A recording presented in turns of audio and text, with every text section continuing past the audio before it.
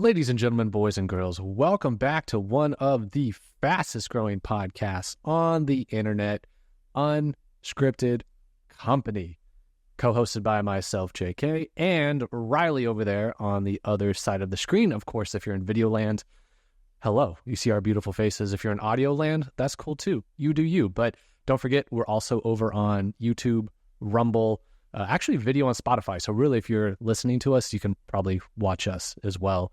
No excuses. This is episode 23. So, Riley, we are 2 episodes away from our first official live stream. It'll be our quarter of a century. Actually, I was thinking about that earlier today. Is it really a quarter of a century? Because a century means 100 years. It doesn't really mean just like 100 in general, right? So we're 2 episodes away from a major milestone. How many podcasts out there really have 25 episodes? I think it's like 0.01% of all podcasts published out there even get past, what is it, like 5 episodes? There's like some wild statistic out there, but yeah. And I mean, honestly, most of it's like, and I don't want to sound like this kind of person, but it's like, if the podcast does make it past 5 episodes, it's usually done by someone who's already made a huge name for themselves in some other avenue. And I'm just being honest about that. But as far as podcasts where just two normal everyday people are just like, hey, we're going to do a podcast and we're just going to see how it goes. And here we are. Riley's being modest. What he's trying to say is he is a demagogue of the real estate industry. His face are on all the bus benches across North Texas. He's just being very modest about it. And I just like to BS into a microphone. So that's my claim to fame. But we have a lot of fun topics for you this week. There's a hurricane/tropical storm hitting Texas here within the next 24 hours. If you're listening to this in the future, it's already hit. You know how good or bad it was. We have some other stuff. I know Biden had his shenanigans going on yet again this week. Never a dull moment there. If we get to it, there was a big retirement announcement in, I guess you could say, the sports entertainment world out there. A potential Bigfoot sighting. Lots of stuff going on. But as always, we start with the water cooler segment so we can learn about how each other's weeks went. And this past week was the 4th of July. So I'll start off by asking you, Riley, did you do anything for the 4th of July? Because I was reading, I still keep up with the local news in Denton. I love to read the Denton Record Chronicle, I'll tell you. I don't pay for it, but I'll read it. I saw that, and I don't know if you're even aware of this, I saw the Denton, they did a drone show instead of a fireworks show, and it was a huge catastrophe because where they told everyone to sit, it had like the worst sight line to the thing, so people couldn't see what was even happening. Were you aware of this? Did you do anything for the 4th? What's going on? Yeah. So I couldn't remember if they did one last year. I want to say they did one last year, but it wasn't like this. I could be totally wrong, but Denton actually has a fireworks ordinance. Like, all fireworks are illegal within the city of Denton. And we didn't even go to it. Like, here's the thing. I love spending time with family. I have a great time spending time with my family and everything like that. But when it comes to like 4th of July and New Year's, those are the only 2 days of the year that I get to see fireworks. Okay, we didn't get to do fireworks this year because 4th of July fell on a Thursday. You know, we went home to go visit family, but everyone had to get up for work the next day. So unfortunately, didn't get to do fireworks, but we'll definitely obviously make up for that on New Year's Eve if we go home and visit. But it's one of those things where I don't understand how, if you find like a wide open area, you have the fire department there, like you have everything set up, make sure that you are covered on all bases. What's the issue with doing fireworks? Like, why do you have to switch to a drone show? Like, that's not the same thing, you know? And there were people there that were like, people were so upset. Like, I think the city of Denton issued an apology to people, but it's like, I mean, y'all should have seen this coming. Like, when it comes to 4th of July, it's like nobody really wants to see colorful drones, you know? And I hate being that person, but it's like, I know people that were there, and they would probably, like, people that volunteered that would have been like, oh, it was amazing, it was great. But then, but realistically, let's be honest here, it wasn't great. It had a horrible review. People were not happy. People did not like it. And I mean, I don't blame them. You know, I mean, we like I said, we went home though to visit her family. Had a giant blow up water slide, cooked out, all that kind of stuff, and just spend time together. So it was good. Nice. No, you're spot on though. Like, I think drone shows are cool in and of themselves. They have their time, they have their place. I don't know if you've seen where they have drone shows now where the drones actually shoot pyro out from the drones. That's cool. However, when it comes to a specific celebratory event like the 4th of July, you need the rockets, red glare. Like, you want fireworks. Now, I understand when there's major droughts and there's like legitimate concerns about even just the like a minute amount of grass catching fire and causing like a wildfire. Like, I get that. That's every now and then. That's not like an annual occurrence. So at least it crossed my finger. It shouldn't be. But you'd think with cities, because Denton is not alone in this. Denton, Texas is not alone in the fact that they've decided to move away from the fireworks show over to a drone show. Because I've seen many other cities do it. I think even the city of Austin did it. I didn't bother going down there to see it this year. But like, when you have the resources of a city of over 100,000 people, you have a pretty decent sized fire department. You have third-party like fireworks administrators. Like, you think you would be able to safely do it. And I know, like in Denton, for a couple of years, they even did it over at the University of North Texas stadium. Now it's, was it Daku Stadium, but it used to be Apogee. Yeah. But like, that's a good place. You shoot it over at the stadium. You have the people sit in a giant football stadium that seats like 36,000 people. Like, I don't understand why. And maybe it's more cost effective too to go with the drone show, but man, if you're a drone operating company, you're probably making bank on these holidays now. Yeah. Well, I mean, it was funny though, because even some of the nearby cities were still doing. Louisville still had a fireworks show, which kind of brings me to this point. So it's like, when you're going to Louisville and you cross the bridge, technically you're officially in Louisville. Why not just the city of Denton and the city of Louisville, which I think Louisville does theirs on the lake? Just combine your efforts and just do an even bigger show and just do it on the lake. Like, you can literally get have a boat that has all the fireworks on it and just shoot them off over the lake so that you don't have any issues of anything happening. Now, I can see where that could probably be a distraction thing for people, for drivers, but if you do it in the right areas, it shouldn't be. But either way, we'll see what happens next year, or even maybe for New Year's Eve if they do anything like that. But it's funny though, because as you leave out of Denton in certain directions, like, you'll have like little fireworks stores, which is funny because there's actually a couple little small pop-up stands right on the edge of, I think, like, still technically in the city limits of Denton. And I'm like, what the heck? But then you go where I live at, and then you have like the big like Black Cat stores that you go in there. It's just a huge warehouse full, and it's like, see, this is what 4th of July. Like, I'm not saying like 4th of July is only about fireworks, but it's a staple. It's what should be included in 4th of July.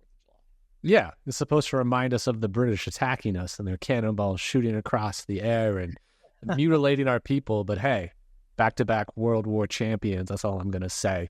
But yeah, no, I didn't think to go on a rant about 4th of July like that. No, that's spot on.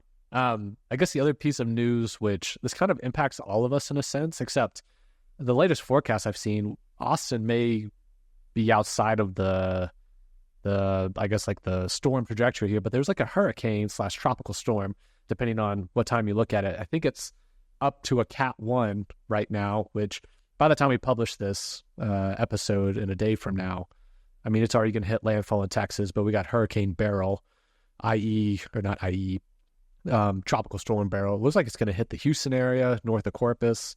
But the good thing is we're going to get a lot of rain. Hopefully, the coast of Texas isn't damaged too bad by this. But on the bright side, we're about to get a lot of rain. So if you're kind of in the coastal section of Texas, buy a boat. I mean, we're going to get some rain from what I can see here, like barely any rain, but like, I think we're the same as y'all's. Like, we're on the outskirts. I'm actually looking at a map right now that's kind of showing the potential rainfall. But we're both on the borderline of where the rain is going to hit. So we may or may not get anything. Who knows? If you do live down in those southern coastal areas from, like I said, the Texas coast or even the Louisiana coast, Obviously, y'all are probably used to this, but still prepare, hunker down, stay safe, and you'll get through it, at the end of the day. And kind of on the opposite of that, one thing I saw this week was a bunch of heat records were broken in the country. So Phoenix, Arizona, they broke a record. They had 118 degrees Fahrenheit for my North American audience.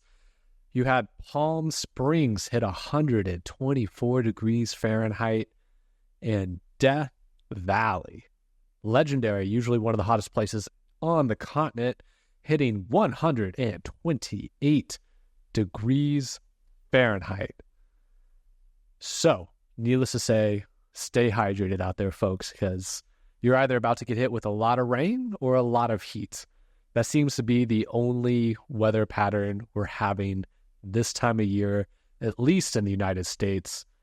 Let me know. I'm actually kind of curious, for those of you listening right now, I know some of you that regularly comment, I know where you're located out of because we like to hyper track your entire whereabouts and we have your addresses and we'll send the police your direction. But for those of you that we don't know, out of curiosity, like, where are you located? You don't have to disclose too much, but are you in the United States? Are you outside of the United States?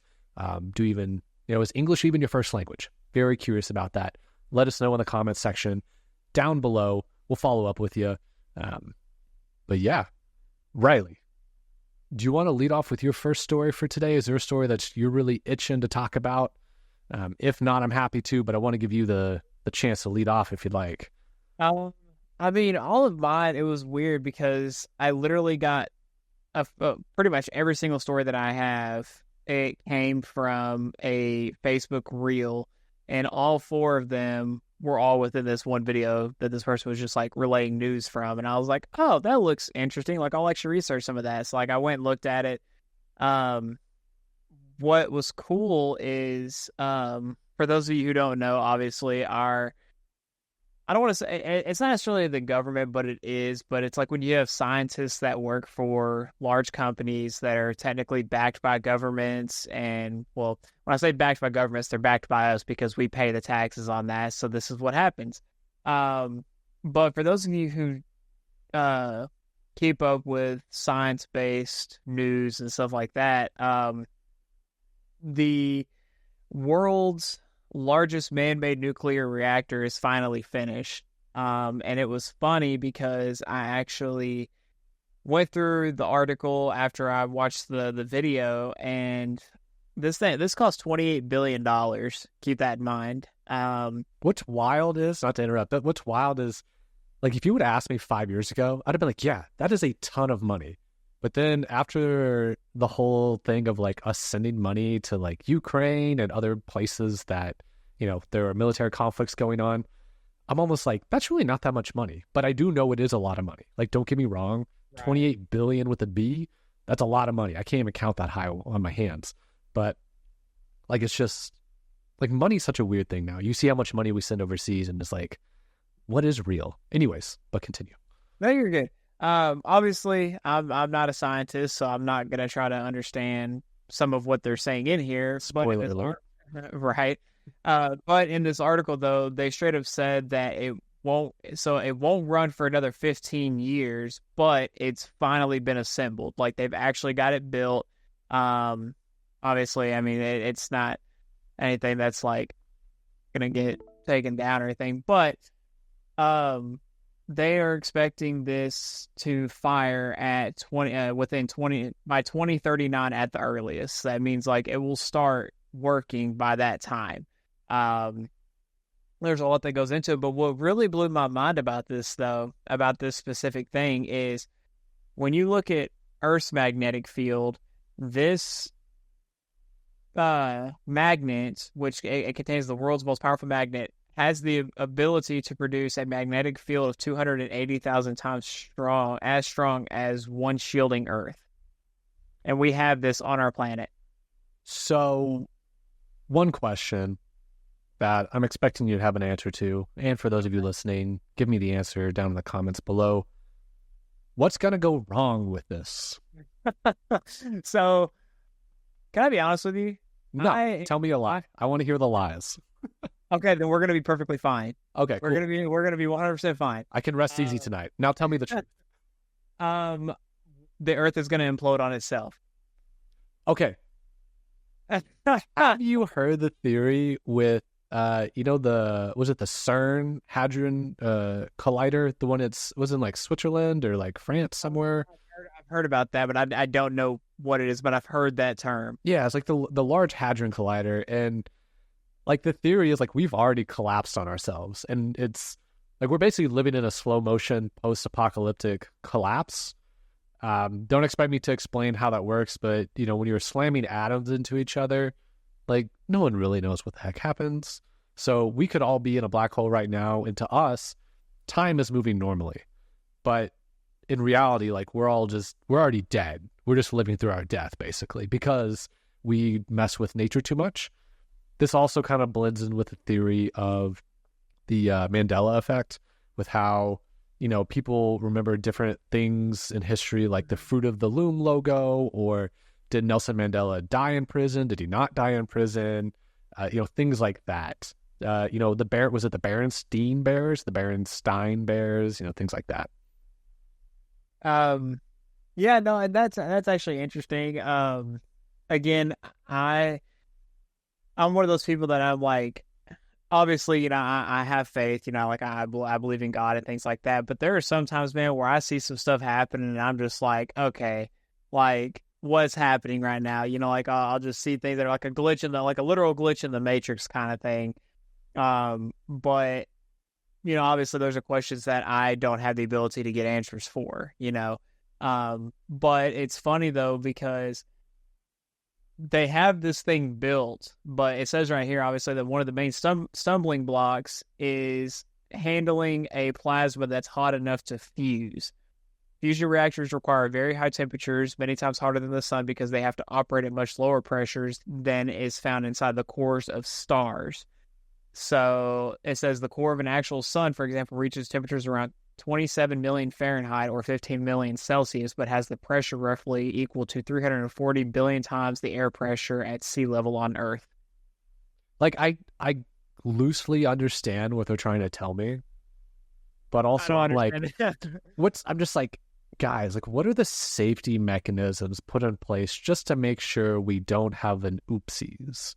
Like I'm sure, yes, there's been trial and errors. There's legit, like, I was about to say superhumans, but very intelligent individuals working on this project. And clearly there's a long runway for this of 15 plus some odd years before it's fully up and running operational. But 15 years from now, what if we have like another massive like Mandela effect moment and nobody knows what happened, but like it's because this thing did something? Well, it's funny though, because so it actually says right here, when you were talking about like this massive project, it's actually been in collaboration between 35 countries, including every state in the European Union, Russia, China, India, and the U.S. The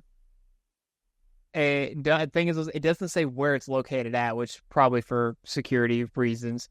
And I didn't take time to really look it up, but for me, it's one of those things, like you said, security measures. It's like, what, depending on where this thing is at, think of this as like a Chernobyl 2.0. It's in France, so it's really not that far away from the CERN Large Hadron Collider, because I was double checking myself. That was in Switzerland, but on the border with France. So this thing's also in France. Side note: why are we putting all these things in like that part of the world? I'm okay with that, first of all, because I don't want that stuff in the U.S. Like, right. keep that stuff over there across the pond. But I'm pretty sure we have. I don't want to say we have territory over there, but I think it's kind of like one of those like, Cuba, like kind of like back in the day where it's like Cuba and Russia were trying to vie for land, or like no, U.S. and Russia were trying to vie for land on Cuba. So it's kind of like one of those like shared areas that's like off limits to everyone, but everyone, like, we have different countries and different officials that can go there. I don't know. In my opinion, throw the thing down in Antarctica. We already got enough stuff going on down there as it is. Like, just put it down there with everything else. I think there's a reason they're not, because there's stuff down there they don't want to damage. I was looking it up real quick. So ITER, It's what it is an international nuclear fusion research and engineering mega project. They're headquartered in France, so that might be why they put it in France. But they were founded in 2007. Okay. Yeah. I mean, either way, I don't have an issue with it being over there because, like, same as you, it's like I'd rather that be over there than over here. But it is what it is. I don't know. I just thought that was very interesting because it's like, obviously, I know that nuclear power has been something that obviously has been toyed with, played with for, I think this says for 70 years. Like, 70 years ago is when they first really started, but they also obviously had the hydrogen bomb testing and things like that, but nothing substantial. The thing is, though, is what blows my mind, though, is they can make missiles and weapons of mass destruction based on nuclear weapons, but it's hard for them to get this up and running for another 15 years. It's like you have the capabilities there.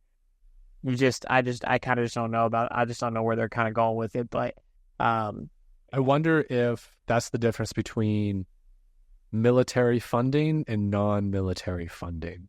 Because if the military wants it done, I mean, yeah, they're not inefficient with their budget, to say the least. They waste money left and right. But, if the military wants something built, they'll figure out a way to get it built. They might spend hundreds of billions, if not trillions of dollars, right, but they'll get it done. Whereas, non-military efforts, they probably have to take funding from, non-military budgetary expenses, which is probably way less and more stringent.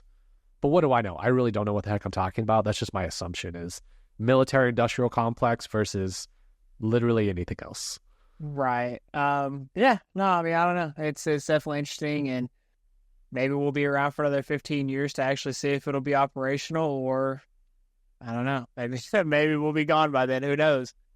All I hear is we have 15 years left to live, so let's have fun while we can. Speaking of power, though, shout out to one of our avid listeners, Daddy Streaming. Check him out in the comment section, I think on Rumble, Daddy_streaming. Hope you're listening. Shout out. But had a really good suggestion. Riley, I don't know if you know, you're still sharing your screen, but totally cool if you are. But he suggested we should talk about Project 2025. So I feel like we go from one version of power to another version of power. So Project 2025, what the heck is it? Great question. So I was trying to dig into this week because I've heard it, be floated around, but I hadn't really actually read the whole thing to understand what does this really mean at the end of the day? I found a really good summation for it. But first, Riley, have you heard of Project 2025? So realistically, this week was the first week I actually heard the term Project 2025, and I saw my buddy. Obviously, I'm not gonna say his actual name, but I saw him make a post on Facebook about it, and I was like, and he made 2 posts about it, and I saw a message. I was like, dude, what's Project 2025? They sent me the article, and from what I understand, it is a plan that has essentially been in motion, I think, since last year, where they were obviously already planning for Trump to run again for president. And at the end of it, the plan obviously is, let's be honest, he's probably going to get elected again. That's just kind of where everything is leaning towards right now. Again, still middle of summertime. We don't know what's going to happen, but as everything stands now, that's where it's leading to. And the process of what this plan and this Project 2025 is people that Trump is not affiliated with, because I did kind of do a little bit of deep diving. He's technically not affiliated with any of these people, and it's its own entity and its own group, because even Trump has come out and said that he doesn't agree with some of their policies that they're wanting to do. But the purpose of this is to gain back the total power, essentially, that the Democrats have had for so long, to actually bring our country back to where it should be. The one nation under God stigma with the, the Pledge of Allegiance, things like that. That is, and that's just the base. That's just from what I understand. Yeah, no, that's a pretty good summation of it. So you are correct. It's really interesting, and I'll read out a brief description of what it is, but you are correct in saying that Trump himself is not directly tied to it. It's almost like the project is connected to him, but he is not connected to the project in a sense. He is just a puppet of the project in a sense. But this comes to us from the Columbus Dispatch, basically saying, what is Project 2025? The detailed plan to dismantle and reconstruct the government laid out by conservative groups known as the 2025 Presidential Transition Project has critics up in arms over its quote-unquote apocalyptic and quote-unquote authoritarian nature. So the Heritage Foundation, which is a conservative think tank in Washington, D.C., led an effort to create more than a 900-page mandate for leadership published in April of 2023, reimagining the executive branch, and presented a plan to overhaul several federal government agencies, including the FBI, for the country's next conservative president to follow. So, the mandate attacks several policies that former President Barack Obama and President Joe Biden instituted, including student loan forgiveness and Obamacare. It simultaneously calls for expanded executive power for the commander-in-chief while criticizing what Project 2025 members perceive as overreaches by the Biden administration. One of the direct quotes from their plan says, presidents should not issue mask or vaccine mandates, arbitrarily transfer student loan debt, or issue monarchical mandates of any sort. The plan reads, quote, legislatures make the laws in a republic, not the executives. The playbook calls for the reinstatement of a Trump executive order augmenting a president's power to hire and fire federal officials by replacing civil servants with political appointees throughout the government. It also seeks to repeal aspects of the Affordable Care Act, urge the Food and Drug Administration, also known as the FDA, to reverse the approval of abortion pills and further empower immigration and customs enforcement to deport undocumented immigrants. And there's a whole bunch more to it, but it's very interesting. It's basically just a plan of, hey, we've been on the losing team for a little bit, and it's time to get the W, it seems like. But one thing to keep in mind here is the Heritage Foundation is a think tank. This is not the first time they've put out plans or agendas of hey, this is how we think things should go down. But to your point, also what you mentioned, Trump is on the record saying that he himself has nothing to do with this. He's even tried to distance himself a bit from it because some of it does have some hot topic issues, I referenced abortion, immigration, things like that. So it's one of those situations where Trump agrees with some of the aspects, but some of them he's like, no, I don't agree with this. He doesn't want to be affiliated with the plan as a whole. But it's also interesting because I feel like not a lot of people know about Project 2025 because even myself, I'm still pretty inundated with political ongoings. And I've heard it be referenced, but I haven't actually dug into it. And after reading through, I read through the whole website and everything and who all's behind it. And really it's just a think tank coming together and saying, hey, we aren't happy with a lot of the changes that have been going on. And so once we get, our side or our team back in office, we want to do X, Y, and Z in our favor. Which is both good and bad.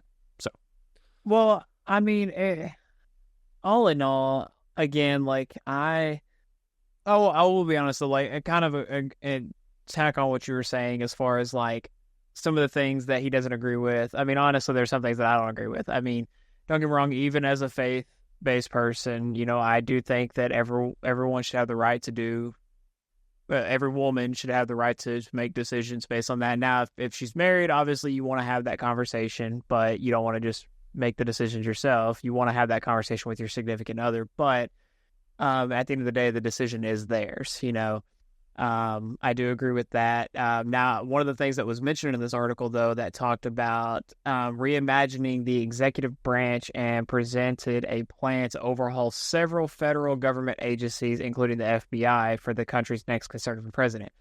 Now, I like that because it's funny, though, because a lot of they say they're government agencies, but a lot of them, and I'm actually want to lean into the next topic on this. But a lot of government agencies, they're regulated by the government, but they try to come up with their own laws and rules and regulations that the government is finally now like, hey, we're not doing that. Another thing that was mentioned on this, let me see if I can find it real quick, talking about these civil servants. So to hire and fire federal officials by replacing civil servants with political appointees throughout the government. Now, here's the thing. We just need to do a huge overhaul. Get like everyone who has been serving since the early 1900s, get them out of the office, get them out of all political standings, everything, and just have a huge overhaul of who is actually in Congress and who is actually in the House. I agree with that, and they need to be appointed by the people, and that's where it comes into play that the people need to get on the same page and be like, okay, who is actually going to have both sides' best interests at heart? Not this whole like, okay, well, I'm going to do this, I'm going to do this. That's the exact opposite of what you're going to. They need to have people who are actually going to do what they should be doing, and that is serving the public and trying to do the best they can for the people that they are serving. That's a good point. I feel like the systems and the framework we have is proven to work.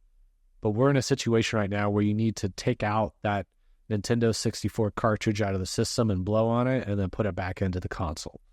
You basically just need to have like a hard reset on this whole thing with a whole new set of people.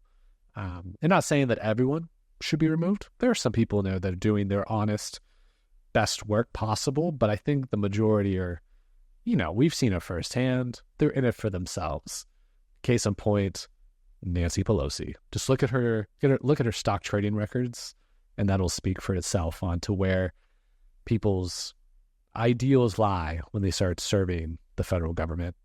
One thing real quick before you pivot, just directly from project2025.org, like their about page. This is literally from them directly, not an article, directly Project 2025 saying this. Says, the actions of liberal politicians in Washington have created a desperate need and unique opportunity for conservatives to start undoing the damage the left has wrought and build a country for all Americans in 2025. It is not enough for conservatives to win elections.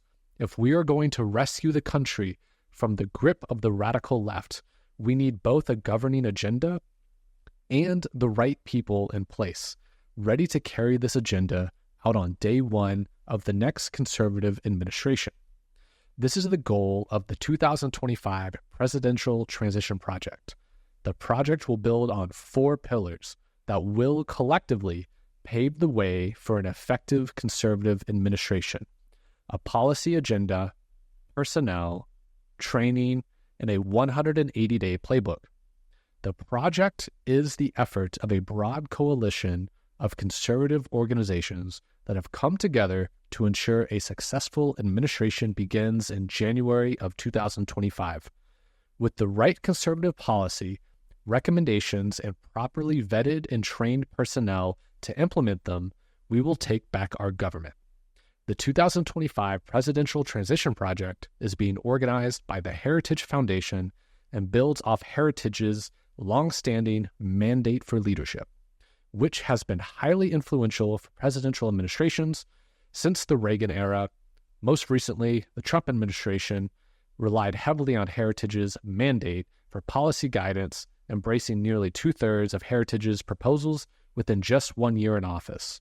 Lastly, it says Paul Dans, former chief of staff at the Office of Personnel Management, otherwise known as OPM, during the Trump administration, serves as the director of the 2025 Presidential Transition Project. Spencer Cretion, former special assistant to the president and associate director of presidential personnel, serves as associate director of the project. So I just wanted to put that on the record. Like, that is what their official about page is for Project 2025. And it's going to be interesting because like I said, I mean, at this point in time where things stand, and again, we're not affiliated with either side. I feel the need to constantly keep saying that because unfortunately we keep having political conversations that come up in this, but it is a big thing that's happening right now. It is an election year. And so we just want to make sure that people understand what is potentially going to happen depending on who gets elected and whatnot. So, but if Project 2025 would like to sponsor an episode of Unscripted Company, you can reach out to us directly. Sponsorships per episode start at $25 million per episode. So reach out to us. We'll happily take your $25 million, and you'll get the sponsorship down in the video description, potentially, if they reach out. I don't know where else I was going with that stupid joke, Right. but well, to kind of, it's this. So this next topic, and this kind of actually ties into two things, because when they mentioned the regulating government agencies, another government agency that I wouldn't say necessarily went under attack, but the Supreme Court has been fighting a couple of battles with this. They came down on the ATF most recently. And for those of you who don't know what the ATF stands for, it stands for Alcohol, Tobacco, and Firearms Administration. So they essentially regulate, well, pretty much all three of those things. Now, it comes into play, though, where this agency came to a point where they started, making their own rules, their own regulations, things like that were not laws. They were not, because they can't write laws. Only our Supreme Court and our legislature, and they were the ones who write our laws. And then they, obviously they come into contact with them, and then our government plays a hand in it. So it's all one huge spinning wheel that just goes in place, because you have your Congress, you have your Supreme Court, and you have your Senate. Senate. They're the ones who take care of writing laws. Now, two specific things that came into play on this. The first one was the Supreme Court turns down a Second Amendment challenge to state bans on assault weapons. And this was in Illinois. And it says on Tuesday, the Supreme Court on Tuesday turned down a Second Amendment challenge to state laws in Illinois that prohibited the sale of rapid-fire assault weapons. I'm going to set the record straight that for anyone who's listened to this podcast, AR does not stand for assault rifles. It stands for Armalite, which is the maker of the AR. That's what that stands for, okay? And so I wanted to put that out there, because people are like, "Oh my God, it's assault rifles." No, it's not. Assault rifles, ARs are semi-automatics. They are not fully automatic. It is illegal to buy a fully automatic weapon as a civilian. And if you're in the military, they are typically supplied. But even then, most cases, it's semi-automatic. So they didn't grant any appeals. The court just refused to hear any appeals, but there are cases that are still pending in lower courts. I don't know the whole gist of the story, because I came across this and I watched a couple gun people on YouTube. But this law essentially just forbids the sale of semi-automatic rifles and pistols, as well as large capacity magazines. Or they refuse to block that law. So the Supreme Court is on the side of the Second Amendment. It is what one of our, Bill of Rights, it's the first 10, so it's definitely one of the more important ones, but it's just for people to protect themselves. And don't get me wrong, I don't agree with any fully automatic rifles being sold. I'm a firm believer in the Second Amendment. I own myself, I carry myself, and it is something that I believe in as a protection and as a defense, only if in that need situation. But the reason why this was enacted was because last year, a shooter armed with an AR-15 style rifle and a 30-round magazine fired 83 rounds in less than a minute, killing 7 people and wounding 48. This was at an Independence Day parade in Highland Park, a suburb of Chicago. Now, also, too, you have to take into consideration, Chicago has some of the worst crime rates in the U.S. They literally call it Chirac. It's you have to think, one of the things that kind of blows my mind, though, is how people think let's just put heavier regulations on purchasing firearms.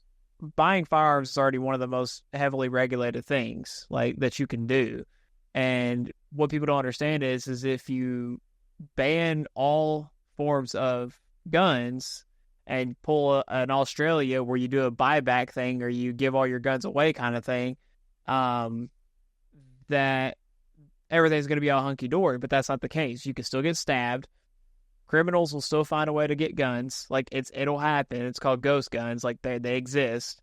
So people just have to be mindful of that. Again, like, I don't take anything lightly when it comes to, obviously, shootings and stuff. Like, because when people do it, people are like, oh, like, we need to ban guns. Well, no, because it's not the gun that killed. Like, the gun killed the person, but at the same time, the person had to operate the firearm to shoot the people. Like, it's the people. And so just kind of wanted to dive into that. There was another one. The Supreme Court struck down the federal ban on bump stocks in Garland versus Cargill. Obviously, just kind of has just some basic things. But bump stocks, for those of you who don't know, they are stocks that are attached to your AR, not like your traditional ones, but essentially the whole upper part of your firearm, including your magazine and barrel and everything, will move on its own. So essentially all it does is your finger just stays in that one position. So essentially it causes like a fully automatic look to it, essentially. But obviously they talked about the case going to the Supreme Court, and the Supreme Court on June 14th, 2024, sided with Cargill, striking down the ATF rule and holding that the ATF need not do what it does anymore. So, yeah. No, it's two things to kind of piggyback on what you were mentioning. And I can see you're getting attacked by like a little fly over there or something like that. I mean, I don't know what it is. I don't know how I got in here, but it's like a moth. That's what it is. I don't know. I'll be honest, I don't know what it is, but I flicked it and it lost a leg, and now it's in my blind, so I'll deal with it afterwards. For those of you in audio land, this is exactly why you should watch the video, because you get to see all the shenanigans that happen outside of the audio exclusive. No, but two things to piggyback on that. I totally agree on the aspect of, like, even if you would like to ban them and get rid of them altogether, like, you're still going to have, like, there's no way you can get rid of all of them. And I understand people are going to say, oh yeah, well, look at Australia. Like, they were able to pull this off. Well, you have to remember, the vast majority of Australia's population can trace their ancestry back to a prison colony of British prisoners. So there's a little bit of that subservience in their DNA that's baked in there. Also, super small of a country in terms of population compared to the U.S. Like, landmass, yeah, it's huge, but the vast majority of that land is not inhabited. It's, what do they call it, the outback? It's right. Everything out there is going to try to kill you, basically. Yeah, outback. And then also, if you just look at, like, our country's history, like, think about Prohibition, when they outlawed liquor and alcohol. Like, you had rum runners. The people that were wealthy and the people that wanted alcohol still were able to come about and purchase alcohol, whether it be from a speakeasy, moonshiners, rum runners. I mean, some of the wealthy elite of that era became wealthy and elite because they were buying and selling and trading alcohol at the time. You can look at some of the elite that used to run this country. That's how they made their money, was from getting rum and other alcohols imported from the Caribbean and places where Prohibition did not impact them directly. So I think it's naive to say, oh yeah, just do like a buyback program. Like, no, we have more guns per capita than I think anywhere else on the globe, which is kind of both a good and a bad thing. Yeah. But you can't eradicate them. I don't think so. You would take multiple generations in extreme, strict, almost like dictator-esque type laws, which we wouldn't see. There's no way that's happening. Well, I mean, again, that just kind of, I know that a lot of people were like, oh, well, when they wrote the Second Amendment, they were talking about, muskets and stuff like that. That's not necessarily the case. Like, the term right to bear arms, the Second Amendment goes into defending yourself against a tyrannical government. We are a free-standing people, and we have the ability to defend ourselves, whatever that looks like to you. And it was funny, though, because, when COVID was happening and people were getting, robbed, mugged, there were a lot of things that were happening, realistically, whether or not people want to admit it or not. But I even saw, like, so many people that I'm not gonna say they didn't look like they should be buying a gun, but they weren't like your people that like grew up around firearms, grew up, doing things like that. And they were in these places like looking to purchase a gun. Now, more power to you. Don't just purchase the gun though because you're scared and you're afraid. Like I like doing it as a hobby. Like I try to go to the range as much as I can. I'm actually going to be looking into getting a membership soon to a gun club, probably in a couple months.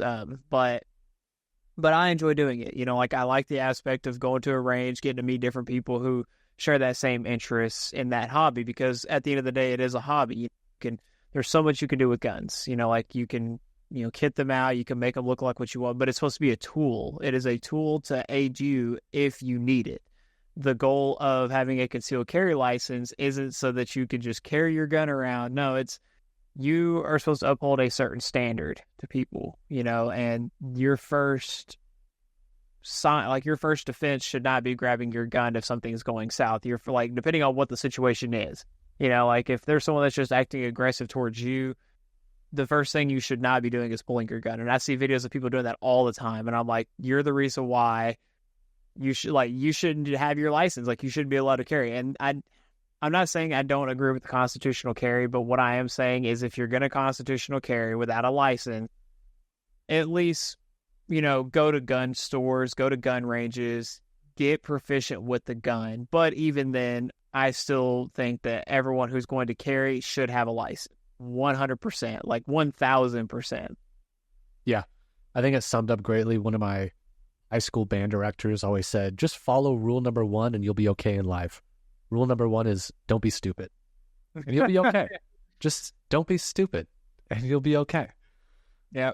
So I guess before we go to our next topic, whatever that may be, I know you said you've gone to the range a couple times, but what's your overall opinion on just gun ownership? Like, do you plan on buying any guns? Do you have any guns? Because that is something I don't know about you, because we haven't really talked about this a whole lot. Yeah, no, I do have one. I do have a rifle. Probably would get more in the future maybe, but purely just for, like, I don't know. I'm not really like a hobbyist per se. It's really more of a self-defense, more of a, when poop hits the fan sort of a scenario. I'd rather have one than not have one. Yeah, no, I've been to the range a couple times and shot a full automatic. That was fun. It was like I'm trying to remember the name of the range. I think it's actually called The Range. But it's basically like the way it's laid out. It was almost like an Apple Store like layout of a gun range. It was very high end, very clean, very cool. But they had a full selection of literally anything you can think of. Of course, they had very knowledgeable instructors, and if you didn't know what you were doing, they walk you through stuff right. Like that. But no, I'm definitely in favor of it. I feel like people should have them rather than not. But at the same time, you got to follow rule number 1. Don't be stupid. Yeah, because there's a lot of stupid people out there, and it's one of those things where it's like you don't want the few stupid people to ruin it for the rest of everybody else. Right. So, and I get that there's those situations where someone's mentally ill, or even a soldier that comes home. Like, I'll be honest, that's one of the biggest things is like someone that comes home from overseas, has PTSD, does something that they shouldn't be doing and all that kind of stuff. But that's a whole nother topic. I definitely think that we need to have something better in place for people who serve in our military when they come home, because they get backed up so much that they just can't handle everything and they just don't get taken care of the way that they should. Again, whole nother conversation for a different time. But I think, again, like you said, rule number 1, don't be stupid. I think that if you're going to own a gun, do as much research as you can. Don't just go buy something and, try out different things. Like, gun ranges will allow you to rent out different guns. Like, they'll even give you a few of their personal favorites and what they think is best. And then you can try out those guns and see which ones you like best. And then if you want to buy it, you buy it. So, but yeah. Yeah. Well, on to more lighthearted news, and news that I think really shook America last night, at least as of recording this, that a lot of people got really emotional and teary-eyed about. I'll give you the headline from NBC News here. John Cena announces official retirement from professional wrestling, declaring the next WrestleMania will be his last.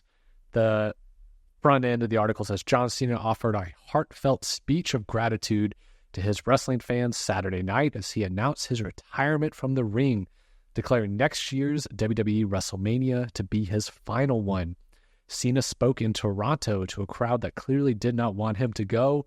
Fans booed as the wrestler turned actor told them of his, quote, official retirement, which will include a farewell tour next year. One really cool thing before I get your thoughts, Riley, was, John Bradshaw Layfield, otherwise known as JBL? He had a really cool tweet I actually saw about this, and I think it puts it in perspective of how legendary John Cena truly will be or already is. So JBL, or John Layfield, tweeted this: imagine having to follow the Attitude Era and carry the company into a G-rated era.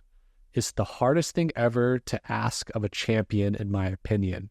I don't know anyone that could have done that in the history of this business, but John Cena was one of the best and most respectful guys I've ever met. So happy for him and so proud I got to see his historic run. Gonna enjoy every second of his finale. If he ain't the GOAT, it's a short list and he's on it. So it's a good perspective to think about it that way of, like, yes, Cena's entire run in the WWE was pretty darn impressive, to say the least. But I always forget, I tuned out around this time when WWE went to the G-rated content. That's partly kind of why I tuned out. I was like, I get what they're doing. It's for the advertisers, et cetera, et cetera. But you have to admit, that was like the peak of his like fame, truly, was that G-rated era. That's when he climbed the mountain and became like the dude, the guy, the champion. And that's crazy to think that early on in his career, at least when he started hitting mainstream television, he was not G-rated at all. Like the early days when he had this whole rap thing going on there. Thuganomics. Yeah, dude, he had a rap album that like hit the top 100. I remember on Billboard, like it might have been a top 10. I forget. I feel like it was everywhere at the time. The dude's talented, and that's not even including his acting career, which I'm not going to say he's a good actor, but he's a fun actor in the sense of the Fast and Furious movies and other stuff he's done. Right. I will say when he announced, like, so I don't watch, like, I don't watch each individual like broadcast. I'll watch like the YouTube video, like of like the main parts of like certain storylines that I want to keep up with. And okay, like we share a Peacock with the streaming service with our with my sister-in-law, and so I'll watch some of the pay-per-views. Like I won't watch them straight through because my wife doesn't really care for it. So I'll check every so often to see what matches going on and stuff like that. But yeah, they're actually kind of getting back to like the more like PG-13 like and up. Like they're not going full Attitude Era again, but there's a few things that they're changing up. But I will say that when I saw the video of him announcing his retirement, I knew it was eventually going to come because obviously he'd hinted at it. But dude, I'm not gonna lie, I didn't full on cry, but I got a little teary eyed because I was like, dude, like I grew up watching him. Like he was my, like I had a poster, like posters of him, like I had T-shirts, like he was like who I loved as a wrestler. And I had other wrestlers that I enjoyed watching, but it was just like everything. Like when I used to watch like Monday Night Raw, like living back at home with my parents, and like I hear his music go off, like I got so hyped, like it was awesome, it was amazing. Yeah, I never got to go to a live show or anything, and that was all good, but it was like a, and then I watched the press conference, like they interviewed him afterwards. He was the first person that they interviewed, and they asked him questions, and one of the questions that they had asked was something I was always curious about, was if he was actually going to get his 17th world championship to break Ric Flair's world title record, because right now he's tied for the record at 16. And if, even though WrestleMania is going to be his last WrestleMania, he's actually going to wrestle throughout 2025. And then 2025, after that's done, he's done. So I would hope that even if it's a short run, just give that man his 17th title run. I mean, he's already cemented, I'll be honest, as the GOAT. Like, it doesn't matter how long his title runs were, but the fact that he's done everything he's done, he's the GOAT, like 100%. And I would love it if they gave him that 17th championship world title. And even if he only had it for a month, like just let him have it, let him go out, on a win for that. So. have you not been able to go see a live like wrestling show before? Even like non-WWE, just like, No. ooh, we gotta change that, dude. It's so much fun live. Like don't get me wrong, I love watching it on television and stuff like that. And I got into like AEW pretty heavy when that first came out. I saw that live a couple times, but dude, we gotta change that. We gotta get you to go see a live event at some point. Yeah. If there's never, if like I said, if AEW or I know WWE came to Dallas a couple times, but I never thought about it. It was just something I never did. And obviously, it'd be probably just like if we went, it'd be like a me and you because Dana wouldn't go. She might enjoy it more if it was in person, but I don't know. It hit home though. Like when he announced his retirement, I was like, because there are other people that announced their retirement from in-ring competition, but I was like, like it didn't hit the same. But seeing this, like, it's just like when people grew up with Ric Flair or people grew up with Shawn Michaels, like, I watched, Shawn Michaels too, but it didn't hit the same. Like John Cena was that person for me. And so, like, I'm happy though that he's getting to go out on his own terms, just like, a few of the people said, like he gets to go out on his own terms. He gets to make his own decisions on this. And I'm happy it wasn't like an injury that caused him to end his career, but I'm happy for him. And, even though he doesn't have any idea who I am, like he had an impact on my life, and I'm excited to see the next chapter of his. I know, that's crazy. Like professional wrestling is so prolific in North American culture. I know it's prolific in like Japan and India and stuff like that too, but it is crazy. Just like, first of all, whatever that occupation is, I don't know if you want to call it a sport or a theatrical thing or entertainment, there's so many ways you could describe what it is, but it's so prevalent in a lot of people's lives, especially their childhood. I think a lot of people grow up watching it. Some people tune out, some people come back in, they come and go, stuff like that. But it's crazy. One thing I'm very curious about is, I don't know if you knew this, in 2025, Monday Night Raw is moving over to Netflix. I saw that, yeah. I'm very curious to see what that looks like because, like, obviously they're still going to have commercial breaks because it's a live production, and when there's live, professional wrestling like that, they lean on the commercial breaks to do transitions and, set changes, things like that. But I'm very curious to see what happens in the Netflix era, knowing that they're not on broadcast television anymore. There's certain rules you kind of have to play by when you're on broadcast television, but once you're off that, now I'm not saying they're going to go complete, like, adult oriented. I don't think that's ever coming back. I think that's gone, which is fine. Yeah. I get it. Totally get it. That was a wild era, and fortunate that I got to experience that a little bit, but very curious what's going to happen once it moves over to Netflix and see if they let the reins off a few things in terms of like storytelling elements. I mean, they've already been if you have actually watched any or even just like on YouTube stuff, like, I mean, they have kind of on certain things, like, they brought back a little bit more of the blood and the bloodiness, things like that. As far as like well, we're not going to go into detail about what they had back in the Attitude Era, but as far as some of the other things that they had back in the day. Legendary. Absolutely legendary for all the wrong reasons, but absolutely legendary. 100%. Like, and I wasn't like I didn't really get to start watching it probably until I was about, I'm trying to think. Like, it wasn't like obviously beginning of Attitude Era, but like I probably started watching it when I was about like 10 to 12 years old. And that was like they were halfway into the Attitude Era, if not a little bit further, like 3/4 of the way before they transitioned into because I watched some of like the base transitions from when John Cena went to like his hustle, loyalty, respect kind of thing, went from the Doctor of Thugonomics to that. So I did get to see a lot of the beginning, but it was like when it was like really raunchy, like I didn't get to watch any of that. And respectfully, I get it. Being a kid, you don't want your kid exposed to that kind of stuff, but we do be like that, Yeah, no, totally get it. One last thing, just to finish us off with things that, can't be seen in reference to John Cena, how you can't see him. I saw an article this week, and the headline alone got me laughing a little bit, because I know we've already talked about Bigfoot in a prior episode, but I saw a headline from the New York Post. Headline says, terrified teens spot Bigfoot with glowing eyes in Louisiana forest, and they call 911 for rescue. So the article says a group of terrified teenagers called police in a panic after they claimed they ran into a growling Bigfoot-like creature with glowing eyes, officials said.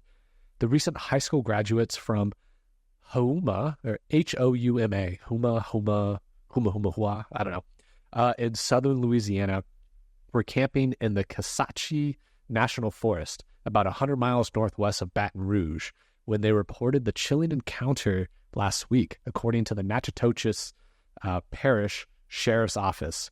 They recalled seeing a large animal that resembled Bigfoot shortly after they set up camp about 1.5 miles off Backbone Trail in southern Natchitoches Parish, according to police.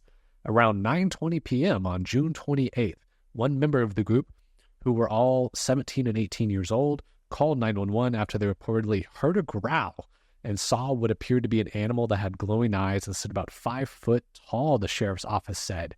Deputies responded to the scene and walked to the campsite, vigilant for any mythological creatures. They followed the sound of their whistles to the campsite and found the teens frightened but unharmed. They were safely escorted out of the forest by the deputies. Despite a thorough investigation, deputies were unable to locate any suspicious activity involving a growl or glowing eyes and standing 5 feet tall, the sheriff's office said. They congratulated the teens on their graduation and wished them good luck in their futures. However, this is not the first Bigfoot sighting in the Kisatchie National Forest. 2 self-proclaimed Bigfoot researchers who only provided their names as Texla, such as in Texas, Louisiana, and Cloud to avoid any ridicule, claimed that in 2019 they had visual and audio evidence of the cryptid's existence in the dense 600,000-acre woods. The pair left camouflaged cameras and audio devices in trees to record hours of footage and recordings, including loud howls. They later studied and analyzed. A local paper called Town Talk reported this. They also claimed to have seen footprints and signs of Bigfoot markings, such as twisted tree limbs. So, Bigfoot may be in Louisiana. I don't know. These teens saw something.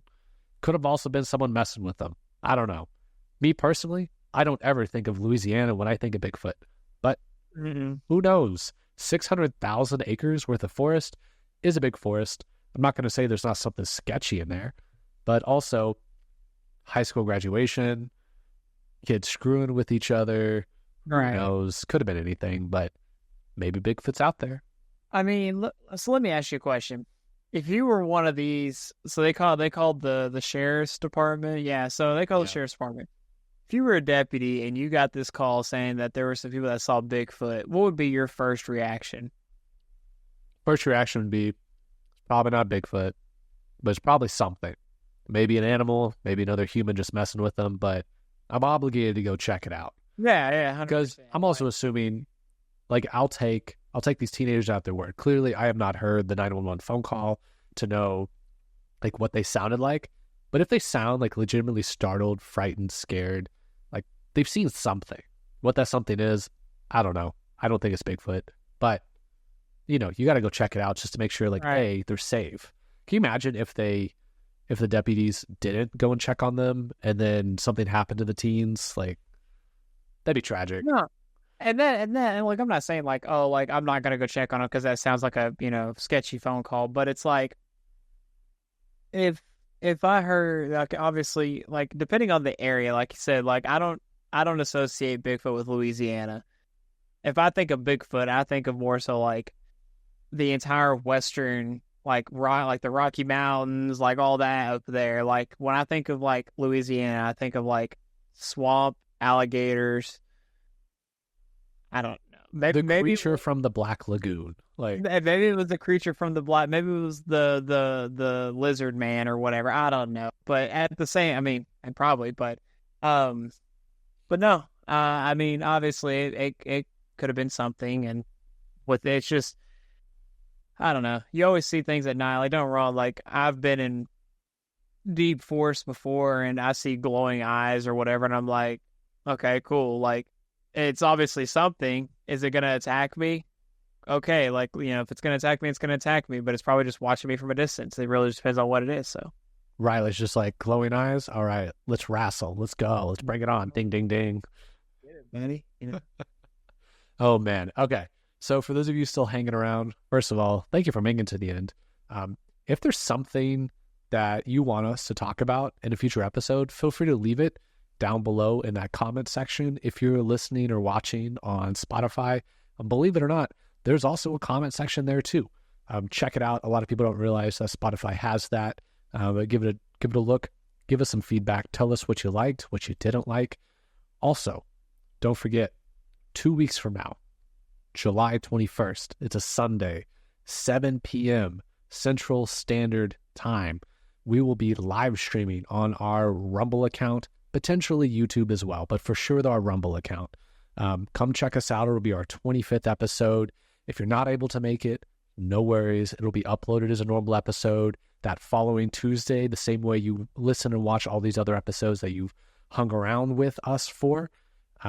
We'll also probably be giving out a coupon for, I don't know if you see that hoodie that Riley's wearing in Videoland. We'll have some versions of that available as well. So it'll definitely be worthwhile you stopping by. It'll be much more unfiltered and probably a little more chaotic of an episode, but it will be a good time. I feel very confident in that. And as always, I'm going to leave Riley with the last statement of wisdom to impart on all of our lovely listeners. Okay, well, Bigfoot is real. I still firmly believe that, or some form of whatever that being is, because you're not going to convince me otherwise. Remember the golden rule. Not the golden rule. Rule number 1, don't be stupid. Always do smart things. Evaluate your situation before you make a decision. And we may all be imploded in on ourselves within 15 years, depending on how this whole nuclear reactor goes. So have fun while you can. But again, don't be stupid. Don't be stupid.